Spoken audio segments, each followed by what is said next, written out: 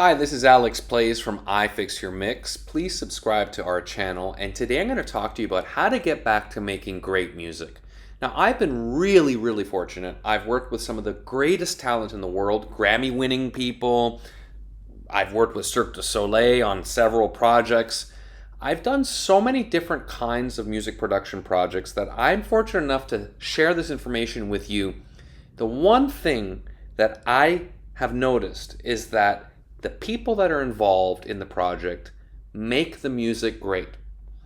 It sounds obvious, but it's not what they do, it's what they don't do. It's what they don't say. It's the verbal and non-verbal cues that happen during the production process. It could even be the argument that you have with the person sitting next to you right before you get on stage.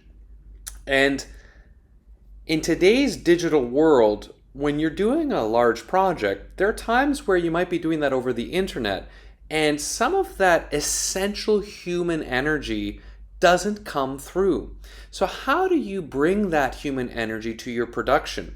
Well, one way is to work with people that you've worked with before and you have an open dialogue with. You're able to say things as they are. You can tell the person to F off if you have to. That kind of energy is necessary. You need to have all kinds of expression in your project. But if you can't have that, or if you really want to make something premium, you need to bring people together in a studio and have them discuss the musical idea, discuss the production techniques.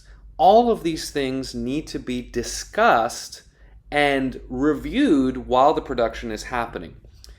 This way, you will get the most beautiful product that's possible. Now, Cirque du Soleil in particular has a very long creation process. It could take years, minimum 6-7 months, right? And there's a series of meetings that happen during the day and on weekends, at nights, etc.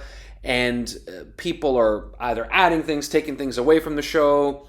And by the end, it's quite different from what it was when it was put down on a piece of paper. Now, when it comes to rock and roll music, which all of us have a feeling about, right? No matter what age group you're in. One group comes to mind, which is the Beatles.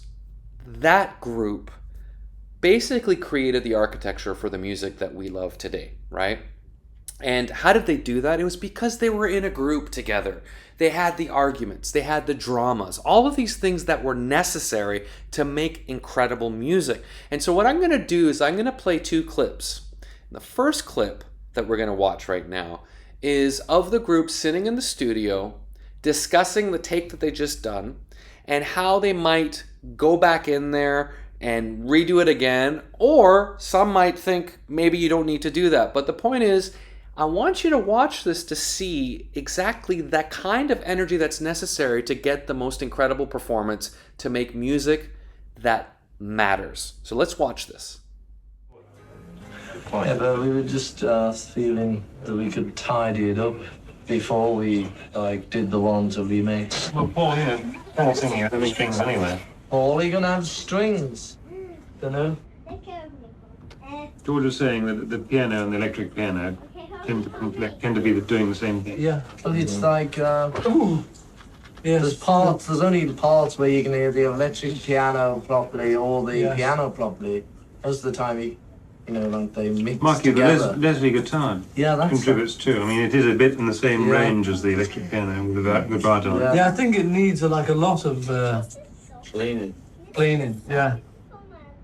Actually, the thing is, it's a nice feel to it, but it's rather like everything else we've done. This particular song doesn't need that. It needs something a little more clinical.